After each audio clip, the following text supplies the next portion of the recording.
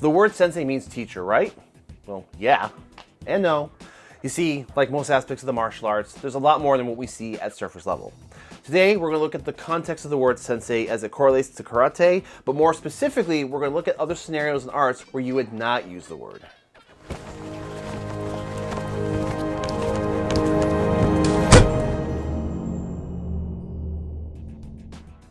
So today's question comes from one of our viewers, Brandon Maldonado, who asked me if I could do a video defining the word sensei and how it correlates to the martial arts.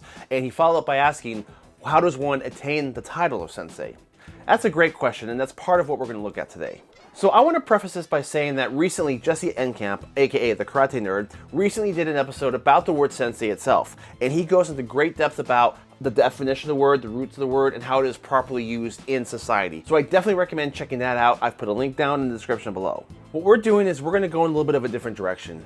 You see, many times the word sensei is used as a blanket term for teacher, and that's really not correct, because the truth of the matter is there's a lot of systems out there, and the word sensei is only used in a fraction of them. So today we're going to look at where the term sensei fits in within the context of karate, the titles that replace it, and then how you should refer to instructors in other martial arts systems. As a disclaimer, languages are not my forte, so I do ask for forgiveness on any errors in pronunciation. While the word sensei is often applied to teacher, its actual definition translates to a person born before you. It isn't only applied in the setting of the martial arts, but it might be applied in academics and workforce and arts and basically anything regarding anyone with a specialized skill. And again, I refer you to Jesse's video if you're interested in learning about how the word is applied in traditional Japanese social settings.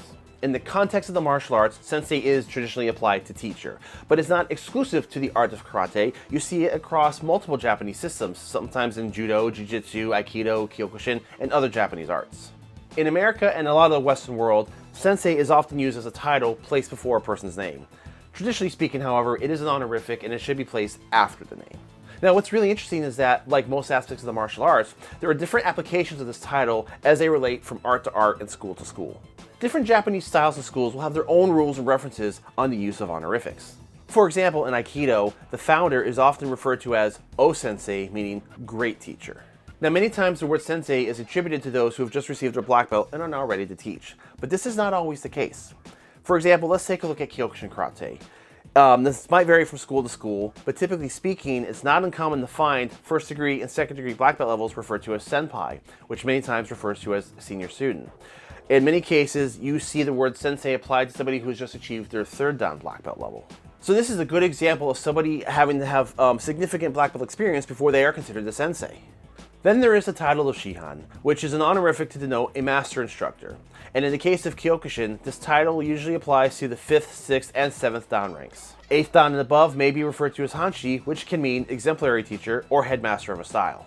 The term Shihan can also be used to denote high-ranking levels in other styles such as Aikido and Jiu-Jitsu.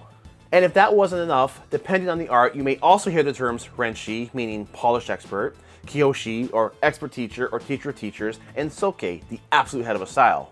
Masaoyama, founder of Kyokushin, is often referred to as SOKE, as grandmaster and head of the style. Sometimes you may see a founder referred to as SHODAI SOKE. So you can just see how many variations there can be in the Japanese arts in regards to honorific titles. It's a lot more involved than just using sensei as a blanket term. Now, if you want to go even further, some arts will go an extra step and apply a title of certification certifying instructors to teach, called MENKYO, or license. This term goes back many hundreds of years, and it's often used in classical Japanese arts. There are even different levels of this license until you reach MENKYO KAIDEN, which generally translates to everything learned or license of total transmission. Now, this title is usually applied to an instructor who has spent a lifetime in the arts and is capable of teaching an entire system at an expert level. So right away we can see just how the word sensei can be applied in many different ways, or how there are other titles that should be used instead. And this is just in the Japanese arts. Let's take a step outside and see how things work in some of the other styles out there. So let's start with the Korean arts. And here's where I'm going to ask you guys to keep me honest. We've got a lot of viewers who are experienced in the Korean arts. My experience is very surface level only, more in research. And I do understand that there's a lot of different schools of thought when it comes to different styles within Tangsudo and Taekwondo, and there's different rules and honorifics might apply differently. So I'm going to try to keep this general, but I definitely invite any correction that needs to be done or any clarification or contribution, because like I said, there's a lot more detail into these titles that I'm going to go into here. Now, I often see contention in the comments when somebody uses the word sensei in regards to the Korean martial arts, and they're usually quickly corrected. I have heard both the terms SABOM or SONSAENG used in place of sensei. Now the rules here definitely seem to vary in application between Tangsudo and Taekwondo. The word SONSAENG is very similar to the word Sensei in that it means previously born, and SABOM refers to someone who teaches good moral values and is the light of society. Sometimes the word SABOM is attributed to a higher ranking instructor, and if you're addressing them personally, you would add the honorific of NIM, which means honorable, so you would actually address that instructor as SABOMNIM. Now, I have also seen references to the International Taekwondo Federation referring to assistant instructors as Busabum, 4th to 6th Dan black belts as Sabum, 7th to 8th Dan as Sahun, and Sonseng applied to Grandmaster. So there definitely seems to be a lot of variation within the use of these honorific titles within different schools of the Korean martial arts, and I once again invite any clarification or a conversation on that, so please leave those comments below. Then we have the Chinese martial arts, which is a whole different ballgame altogether. First of all, they don't have traditional belt ranks or the same ranking system that you see in other styles. Instead, their ranks and their structure is more familial, more based on relationship versus what color belt someone has. You will commonly hear the term SIFU for instructor or skilled person. SIFU is the Cantonese spelling and pronunciation, while you might hear it pronounced and spelled Shifu, which is Mandarin. There are two sets of the Chinese characters that refer to SIFU, and while they are pronounced the same, they are applied differently. The first term of SIFU is generally referring to a skilled tutor or teacher. Now this can apply to a martial arts instructor or another skilled tradesman in general. If you're using SIFU in the context of these characters, then this refers to your own personal SIFU or your own personal instructor. This application of the word denotes a much closer relationship with the instructor, more of a father-son, father-daughter connection. And students in this type of relationship would be their disciples. Now I'm going to throw American Kempo back into the mix because of its own unique title structure. See, Ed Parker always viewed Kempo as an academic system, and he used expressions such as, the alphabet of motion, and the forms are broken down between dictionary and encyclopedia forms. It gives the whole thing a collegiate feel. And in that consistency, the black belt ranking titles follow suit. Typically speaking, at an American Kempo school, instructors are referred to as Mr. or Mrs. That's pretty much the formal addressing. But officially, if you look at each one, they have their own academic title. From 1st to 10th degree black belt, the titles are Junior Instructor, Associate Instructor, Head Instructor, Senior Instructor, Associate Professor, Professor, Senior Professor, Associate Master of the Arts, and Senior Master of the Arts, or sometimes people refer to as Grandmaster. Ed Parker himself, as the founder of the system, is generally referred to as Senior Grandmaster of the Arts. But due to its roots in the Chinese martial arts, you will on occasion see an instructor referred to as SIFU in a Kempo school. But this brings up an interesting note on the word master itself. You see, that term is also applied differently from art to art. In Kempo, you're not a master until 8th degree or above, whereas in other arts, sometimes master applies to 4th or 5th degree.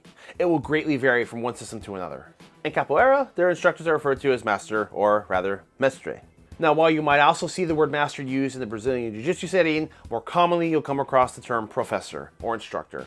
In Portuguese, the word for teacher is professor. But once in a while, you will see the word sensei applied. Even though Brazilian Jiu-Jitsu is a Brazilian art, it does stem from Japanese Judo. So sometimes you will see the word sensei used. In Kali, the Tagalog word for instructor is GURO, and in most modern systems in MMA schools, sometimes instructors will simply just go by coach. In the end, it all comes down to formality and learning the tradition of that school. I've seen far too many debates online of viewers who are irate because they see the word sensei or karate or dojo used in the context of Tangsudo. But the thing though is, Tangsudo is sometimes considered Korean karate, and you will see some terms overlap. In my own hometown, we have a Tangsudo school here that calls themselves karate. They use the word dojo and sensei as well. So again, it comes down to that individual school. And if you're ever unsure about how to address an instructor, it's hard to go wrong with yes sir or yes ma'am. You're still showing respect. So thank you for your question, Brandon. I'm hoping today's episode brought at least a little bit of insight on the usage of honorifics and titles across different martial arts. And any other examples, guys, I would love to hear them. If you've got suggestions, please put them down in the comments below. Thank you so much for watching, and we'll see you next week. Unless you have a problem with that. No, Sensei.